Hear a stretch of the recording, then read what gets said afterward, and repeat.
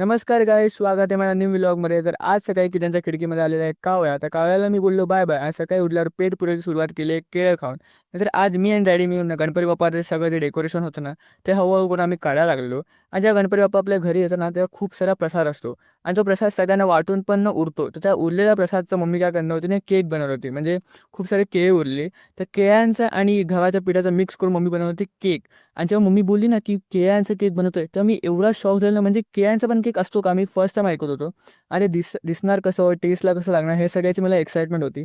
जोपर्यंत केक बनत होतो ना, तोपर्यंत मी, डॅडी, अस्मित आम्ही सगळे मिळून ना, आम्ही बघत होतो न्यूज, टीव्हीवर न्यूज बघत होतो. आणि जेव्हा आम्ही न्यूज बघताना आम्हाला कळालं, की आज चंद्रग्रहण आहे. आणि या चंद्रग्रहणमध्ये चंद्राचा कलर थोडासा एकदम मला लालसर दिसणार आहे. तर मला पण खूप आतुरता झाली. तर मी बाहेर जाऊन बघायला लागलो गॅलरीमध्ये, पण मला चंद्र दिसलाच नाही. त्यानंतर आम्ही काय केलं, की यूट्यूबवर जे कृष्णाचे वेगवेगळे अवतार आहे, त्या स्टोरी म्हणजे यूट्यूबवर ते स्टोरी बघायला लागलो. आणि जेव्हा केक रेडी झाला, मम्मीने आम्हाला हाक मारली.